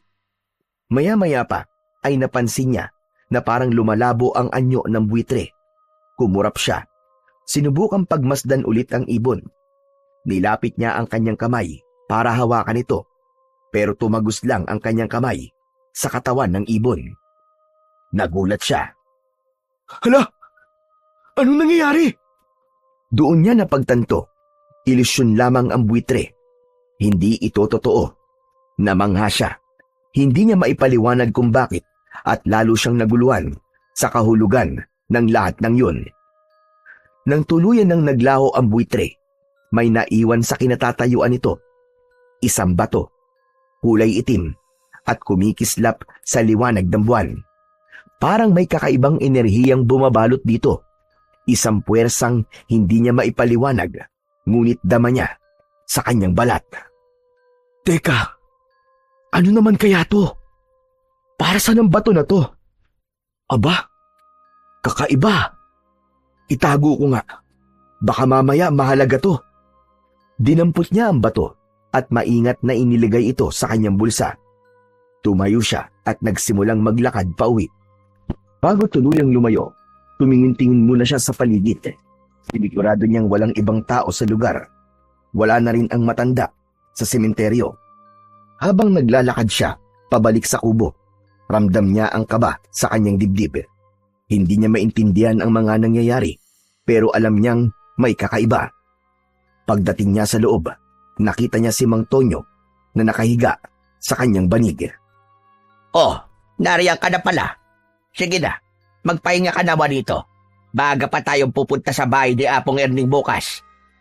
Opo, Mang Tonyo, magpapahinga na po.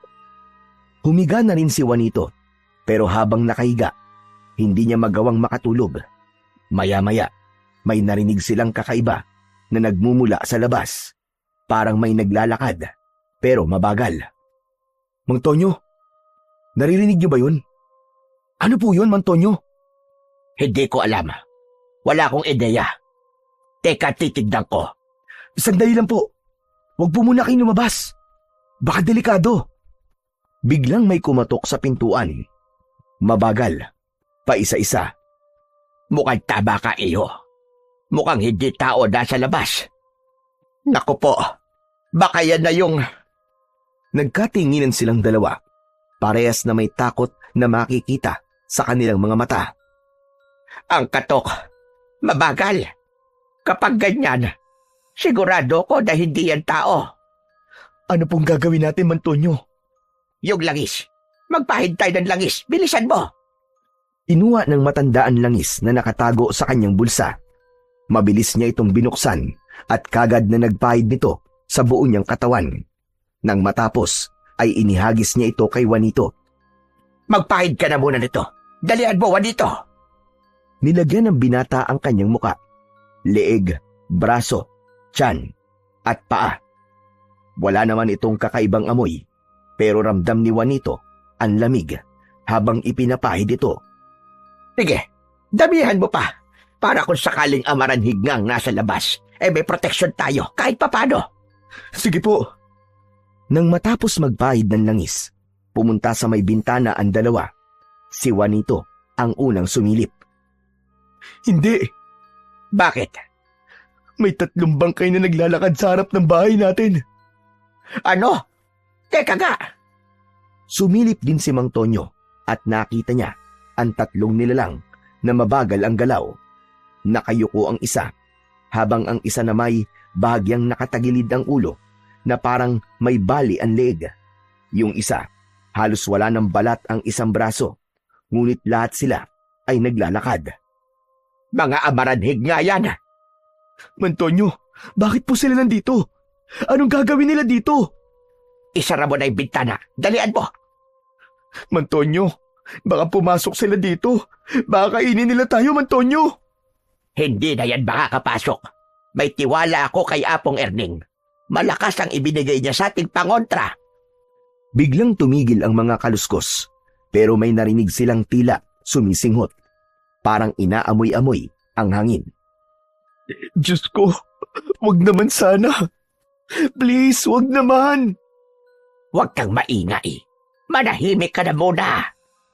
Pigil ang kanilang paghinga. Parang tumigil ang oras sa kanilang dalawa. Tanging ang mabilis na tibok ng kanilang mga dibdib ang naririnig nila. Ilang sandali pa, muling sumagi sa kanilang pandinig ang mga yabag ng paa. Mabigat, mabagal, pero papalayo na. Mukhang aalis na sila. Saan sila pupunta, Mang Tonyo? Sa baryo? Wala ba tayong gagawin, Mang Tonyo? Huwag kang mag-alala, iho. Binalaan ko na mga tao na mag-ingat. Basta't walang lalabas ng bahay at gagamitin nila ang mga langis. Walang mapapahamak. Sigurado po ba kayo dyan? Maliligtas silang tulad natin, kaya kumalma ka na. Mabuti pa ay matulog ka na. Magbantay tayo na salitan. Ako na muna magbabantay. Sige na, matulog ka na at kailangan mo ng lakas mamayang madaling araw. Sige po. Kung yan po ang alam niyong mas makakabuti. Nahiga na ulit ang binata. Hanggang sa sumapit na ang madaling araw. Naalimpungatan ang binata nang maramdaman niyang may bahagyang yumuyugyug sa balikat niya. Nang imulat niya ang kanyang mga mata, nakita niyang nakatayo sa gilid ng banig si Mang Tonyo. Gising na, iho. Gising na. Ito na ang oras. Ano po bang oras na?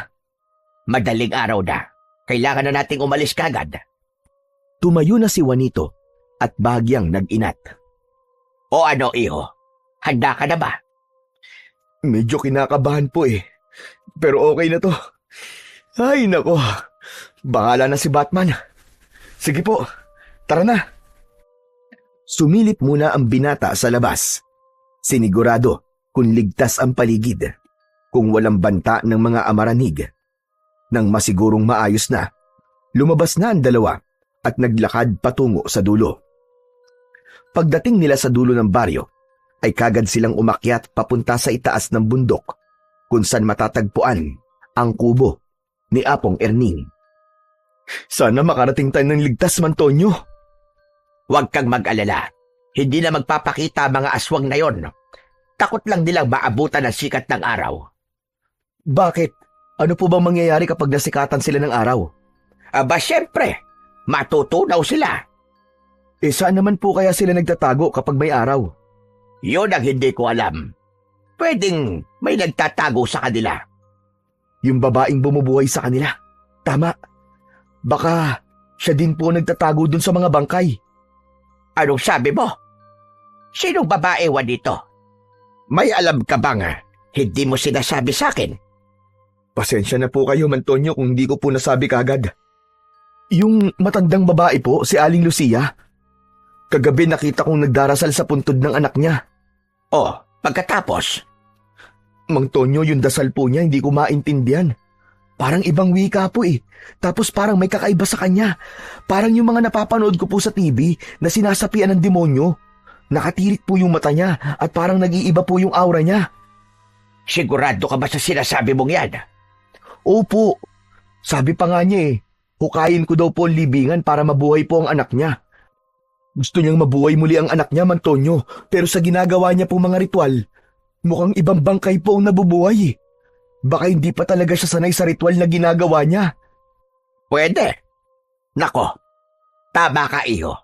Kung ganon, tama pala mga chismis na nasagap ko din nun na mangkukulam ang matandang yon. Kaya pala kinakatakutan. Ano? Mangkukulam po si Aling Lucia? Paano naman po nila nasabi yun? Tulad mo, may nakakita din sa kanya noong bagong lipat pa lang sila na parang nagsasagawa daw siya ng ritual sa likod ng bahay nila. May nakasaksi. Ang sabi, nakita daw na may sungay sa noo. Tapos may mga anino na nakapalibot sa kanya. Parang mga anino ba ng demonyo? Hala, ba't ngayon nyo lang po sinabi sa akin to? Ayaw kasi kitang matakot, kaya hindi ko kagad sinabi sa'yo. Kung ganun, kailangan pala talaga natin siyang paghandaan, Mantonyo.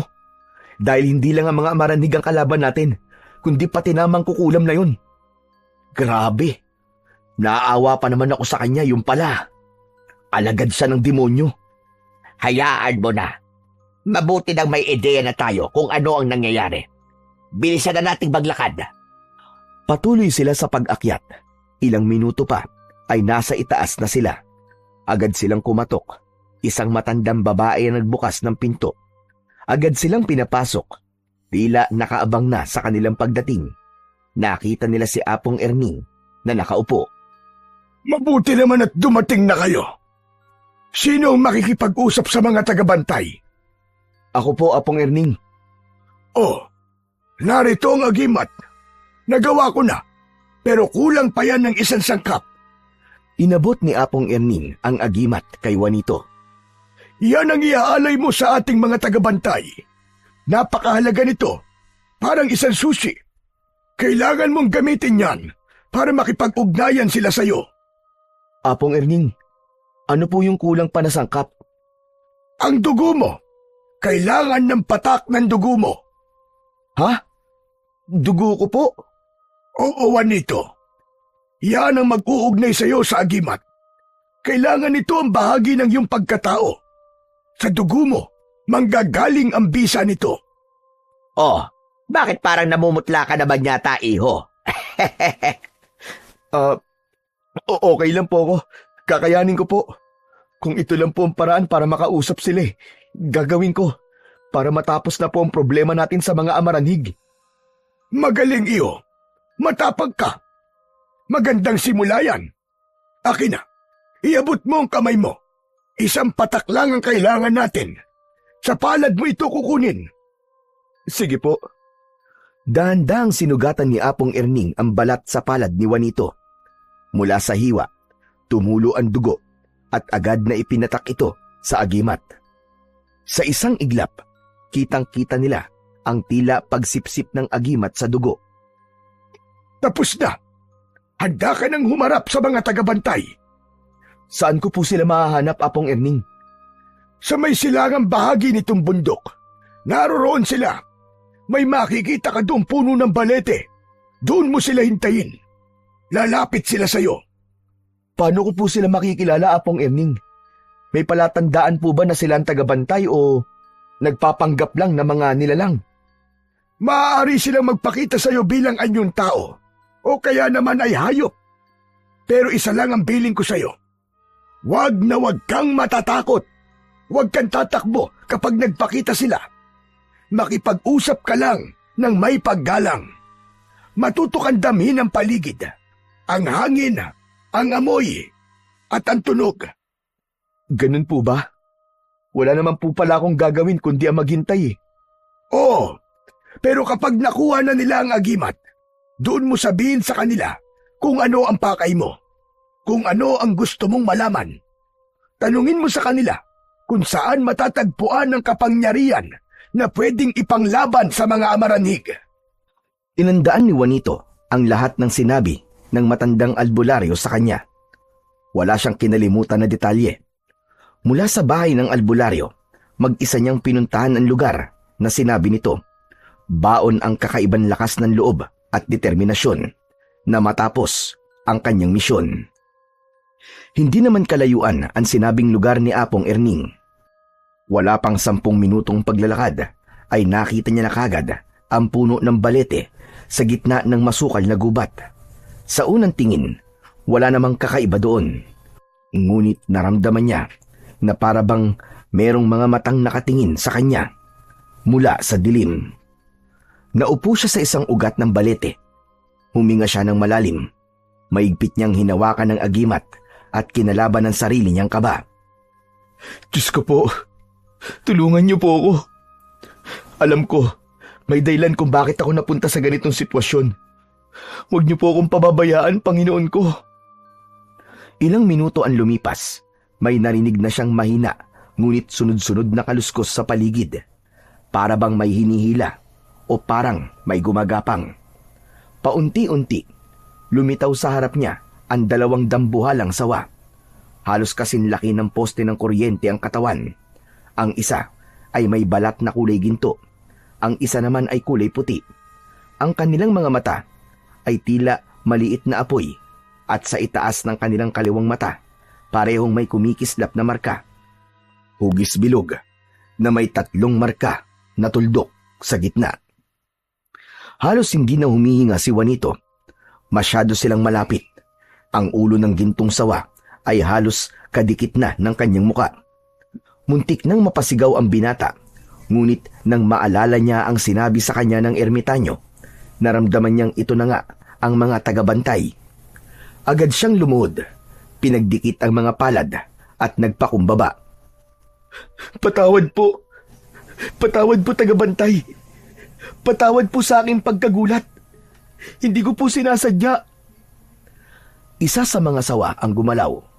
Umangat ang ulo nito at ang boses na lumabas ay hindi tulad ng sa ahas gaya ng inaasahan niya, kundi isang malamig, malalim at mababang tinig ng isang lalaki.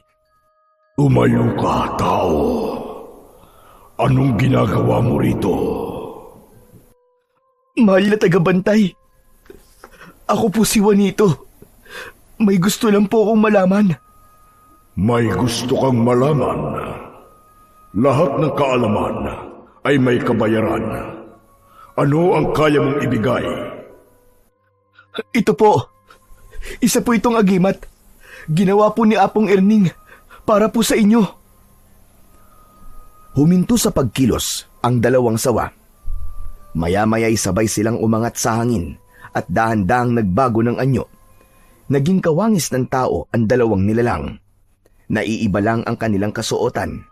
Para silang maharlika, parang mga sinaunang tao na may kaya. Makikinis ang kanilang mga kutis at ang tenga nila ay patulis.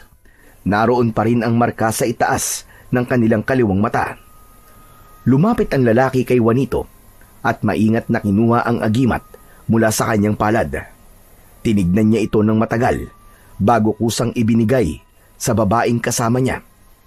Isinuot ito ng babae sa kanyang leeg at napangiti ng malaki. Salamat. Mukhang masaya ang aking kabiyak. Ngayon, ano ang kailangan mong malaman? Mahal na tagabantay, may nangyayari po kasi ngayon sa baryo. May isang nilalang po na bumubuhay ng mga amaranhig. Nasa panganib po ang lahat ng tao, kaya kailangan kong gumawa ng paraan para iligtas sa mga taga-baryo. May nakapagsabi po sa akin na may malakas na kapangyarihang nagtatago dito lamang sa paligid. Kapangyarihang maaaring ipanglaban sa mga aswang na yon na maaaring magdala ng lagim.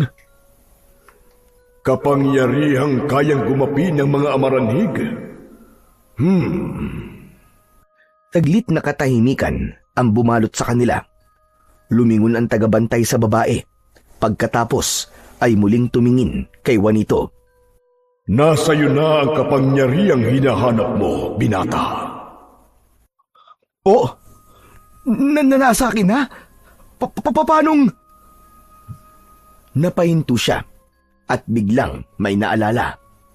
Mabilis niyang dinukot sa kanyang bulsa ang itim na bato na natagpuan niya matapos mawala ang ilusyon ng buitre sa puntod ni Rod Smith. Ito po ba ang tinutukoy niyo, mahal na tagabantay? Tama ka.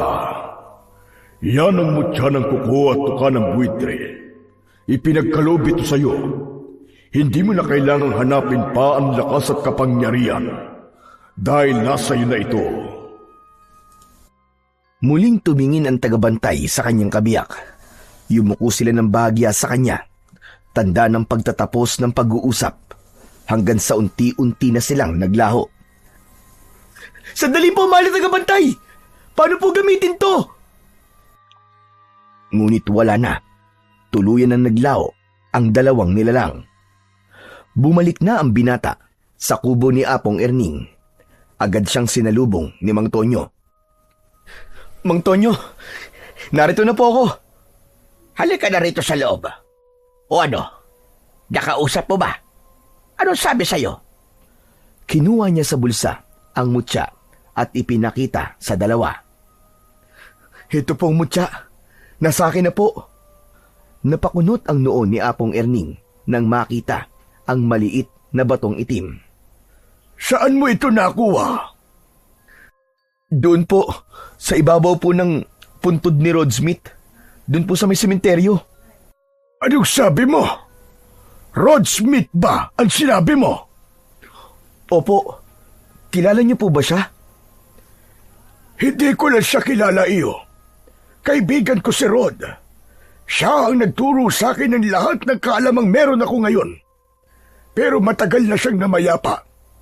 Hindi ko na nga rin siya nadadalaw dahil sa kalagayan ko.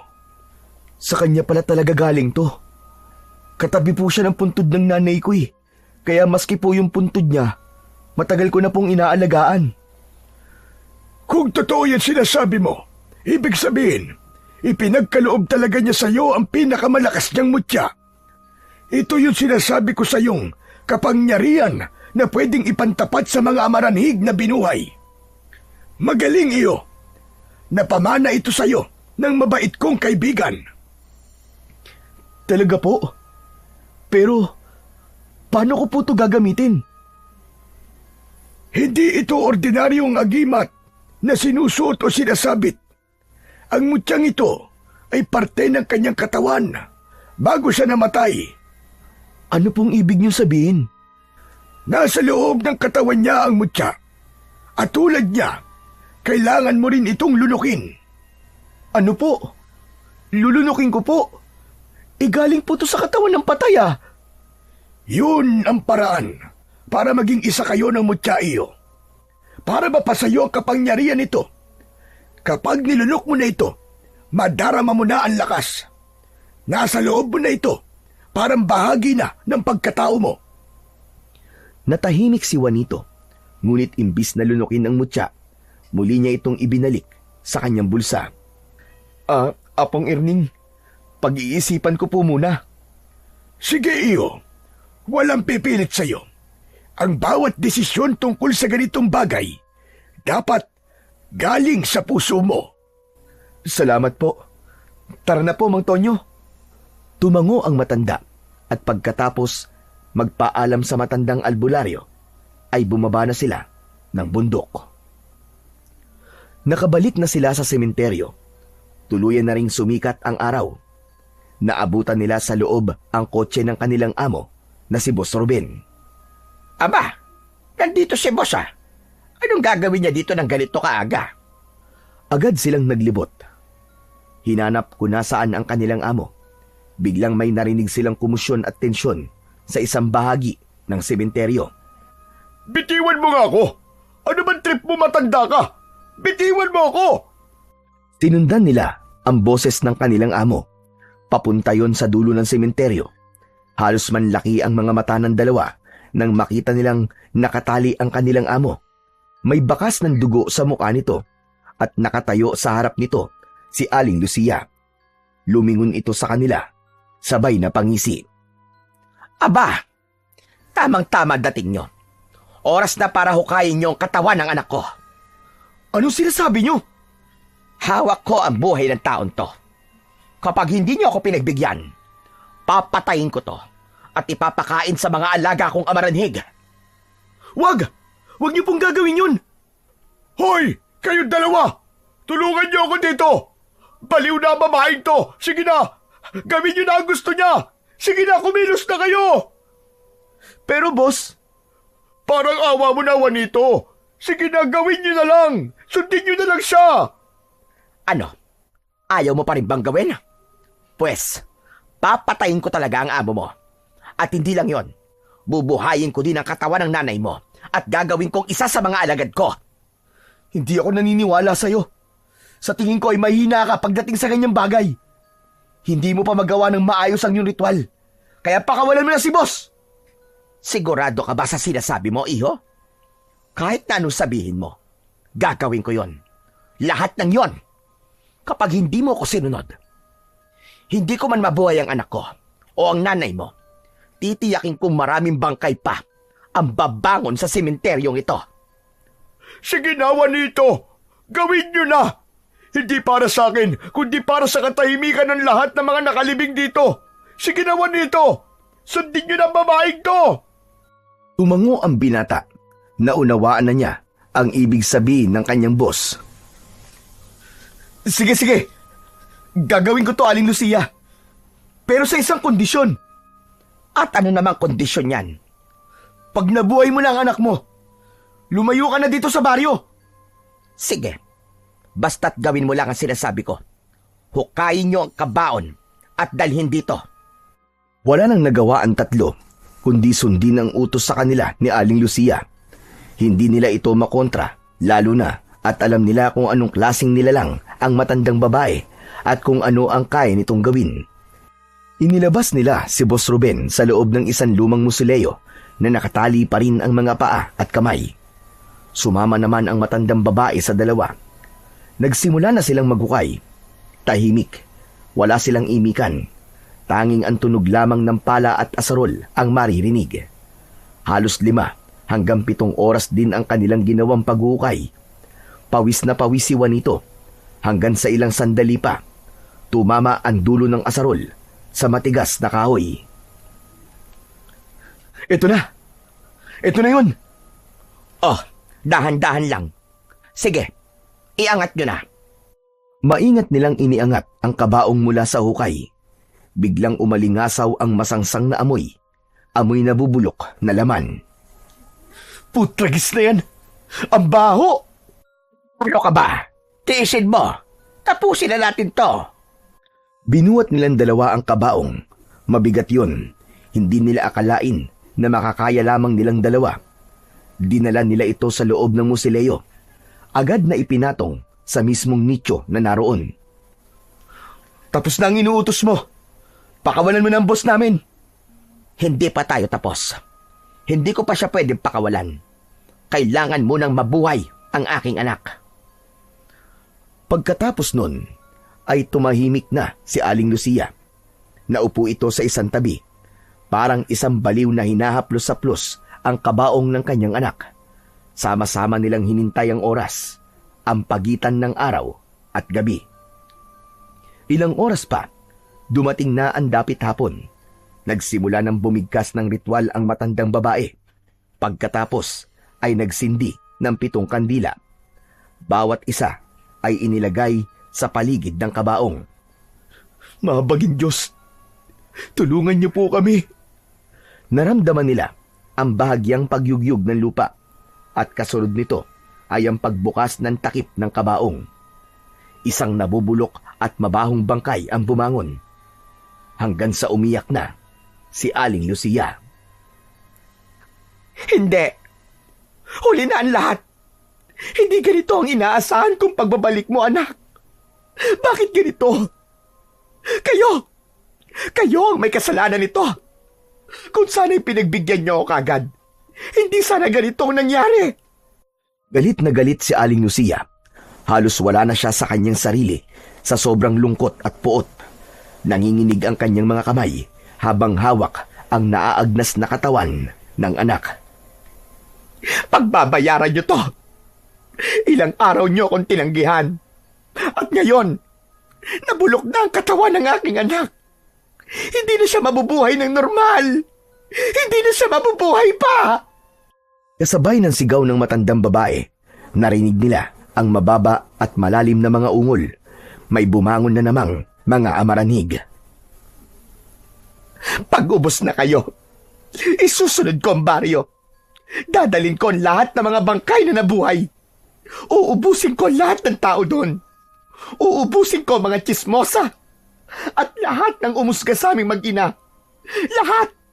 Lahat sila ay mamamatay. Biglang umilaw ang bulsa ni Juanito. Napatingin silang lahat sa kanya. Juanito! Mantonyo, oras na. Kailangan may gawin tayo. Desidido na siya. Dahan-dahan niyang dinukot ang mutya ng buitre mula sa kanyang bulsa. Sabay nilunok ito. Isang matinding sakit ang naramdaman niya sa kanyang katawan. Napasigaw siya at napaluhod. Nanginginig ang kanyang buong katawan. Pagkatapos nun, tila bigla siyang nawalan ng malay pero hindi siya bumagsak. Bagkus, lumutang siya sa ere. Ang kanyang anyo, tila naging kakaiba.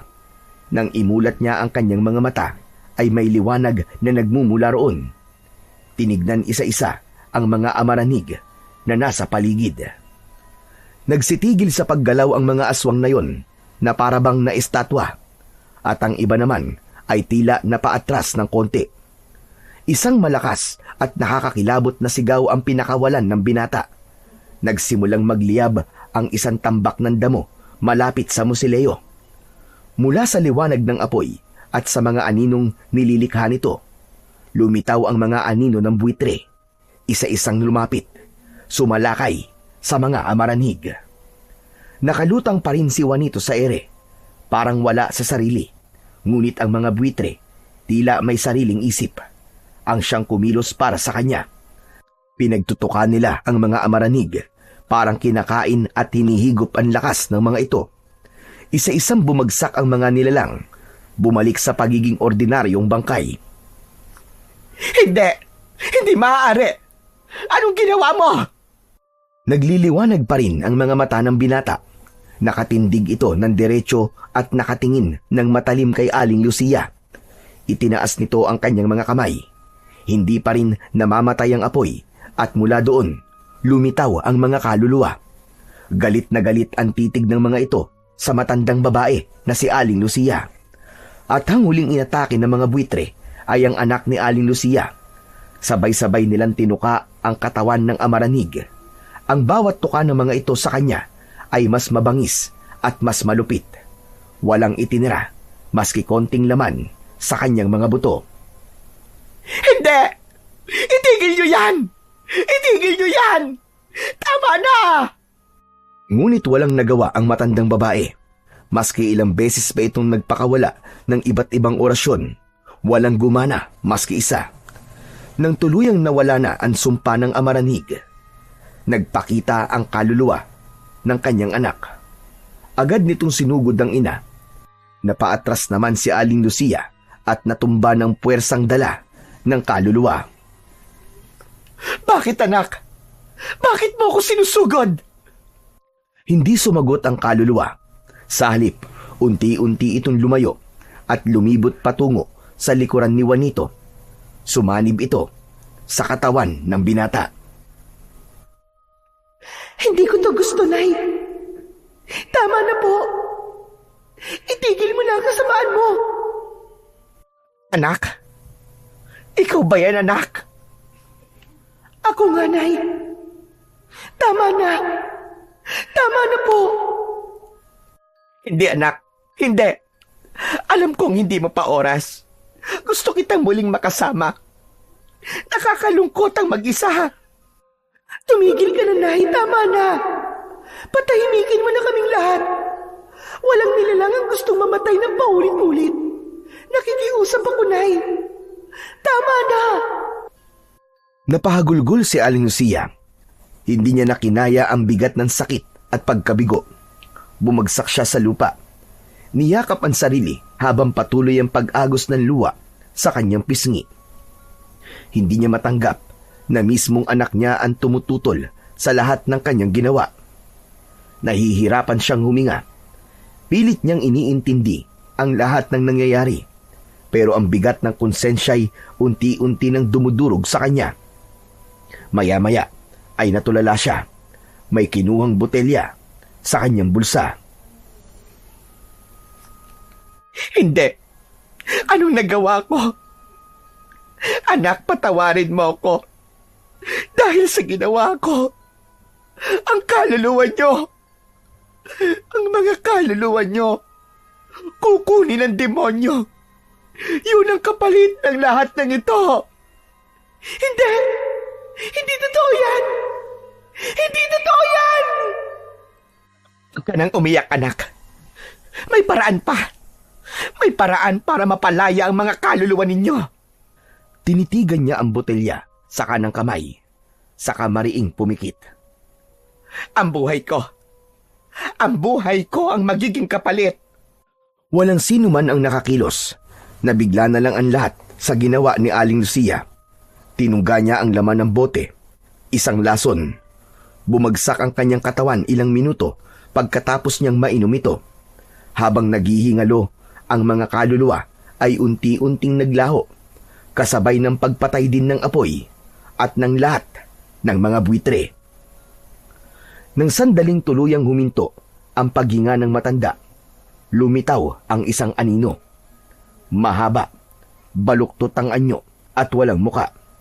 Parang si kamatayan o marahil isang uri nga ng demonyong nangongolekta ng mga masasamang espiritu. Dahan-dahan itong lumapit sa katawan ni Aling Lucia.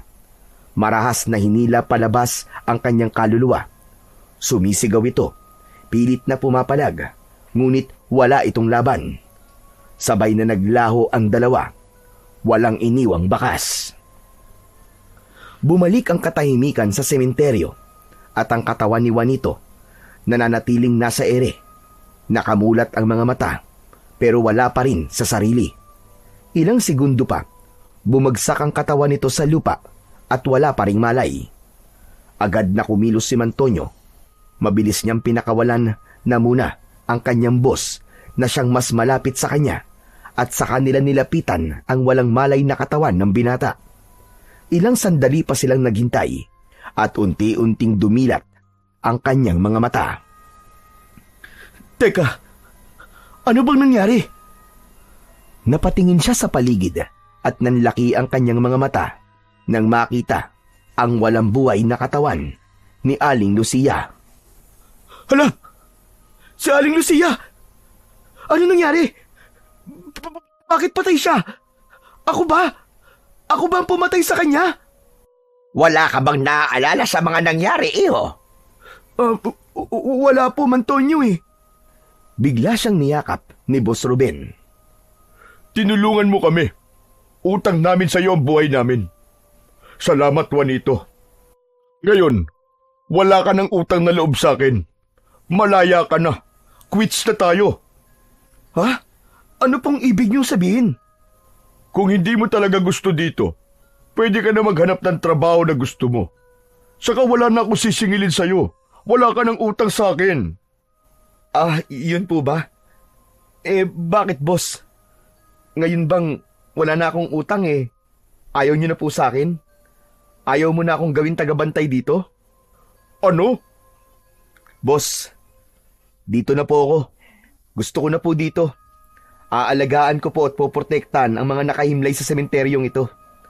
Marami naman po akong dapat na ipagpasalamat sa inyo Hindi lang po pagtulong sa nanay ko ang nagawa niyo para sa akin. Binigyan niyo po ako ng trabaho, ng matutuluyan at ng pagkain. Wala po akong pinagsisisihan sa lahat ng yun, boss. Kontento po ako sa lahat. Totoo ba sinasabi mo? Akala ko napipilitan ka lang talaga dito Hindi ko alam. Isa ka pala talagang tapat at mabait na kasama. Babantayan ko po ang sementeryo, boss, sa abot po ng aking makakaya. Sisiguraduhin ko pong wala nang muling magtatangkang guluhin ang katahimikan ng mga patay dito. Agad nilang ipinaliwanag ang lahat ng nangyari. Mula sa ritual hanggang sa paglitaw ng mga buwitre at ang kaluluwang nagpakita bilang anak ni Aling Lucia.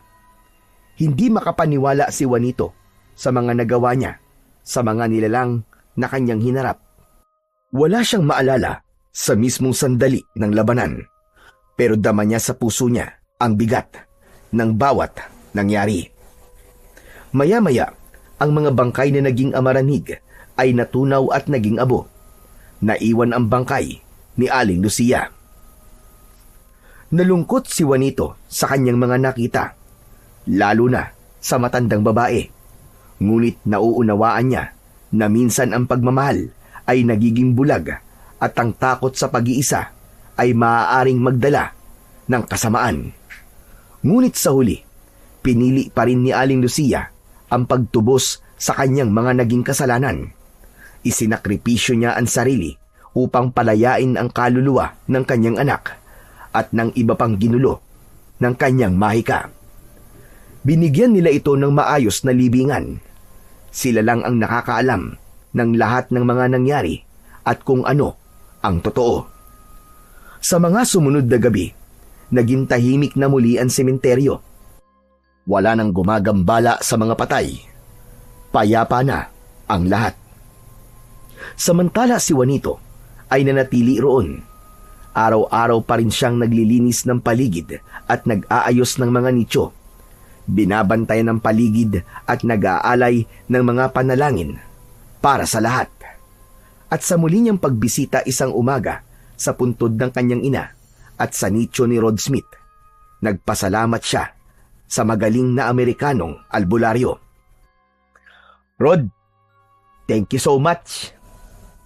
You are the real saver for this mucha. Thank you. You give me strength. You give me hope. You give this to me. This is a lot. You know, you are not normal. You are special. Super wow.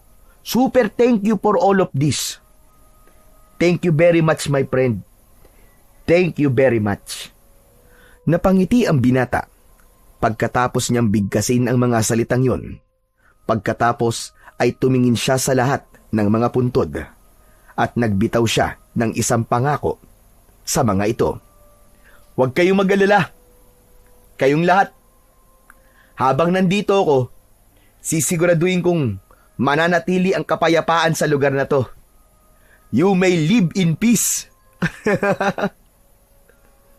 Biglang umihip ang hangin na tila may dalang bulong. Isang magaan na tinig na nagsabing salamat. Muli siyang ngumiti nang marinig yun at tumingin sa langit at nagpasalamat sa Diyos na may kapal. So yun mga idol, sana po ay nagustuhan nyo ang ating kwento para sa araw na to. Ngayon naman po, ay dumako na po tayo sa inyong pinaka-nire-request at pinaka-hinihintay na shoutout portion. Pasensya na po pala sa mga hindi ko po masa-shoutout ngayon, pero pipilitin ko po sa mga susunod po na kwento ay maibibigay ko na po sa inyo ang inyong request. Ano pa pong hinihintay natin? Eto na po. Shoutout po kay Marisa Masaya. Shoutout po kay Daisy Villanueva. Shoutout po Lydia Lorenzo. Shoutout po kay Sally Soriano. Shoutout po kay Lilibet Perez. Shoutout po kay Renald Supe. Shoutout po kay Mario Andaya. Shoutout po kay Ibiang Bueno. Shoutout po at maraming salamat po kay Lita Custodio. Shoutout po kay Rosalina Dantes. Shoutout po kay Nieves Genanda. Shoutout po kay Jennifer Sasaki. Shoutout po Carl Cubs U2Y. Shoutout po kay Rina May Paderna. Shoutout po Beverly Carbajosa. Shoutout po Jessica Roas. Shoutout po Rolando Ramos. Shoutout po kay Sheila May Bulaklak. Shoutout po kay Charlie Portasio. At shoutout po kay Rowena Tejano. Muli po, maraming salamat po sa inyong walang sawang suporta at pakikinig ng mga kwentong aswang at katatakutan sa aking munting channel na The Voice Addict at Apong Isaac.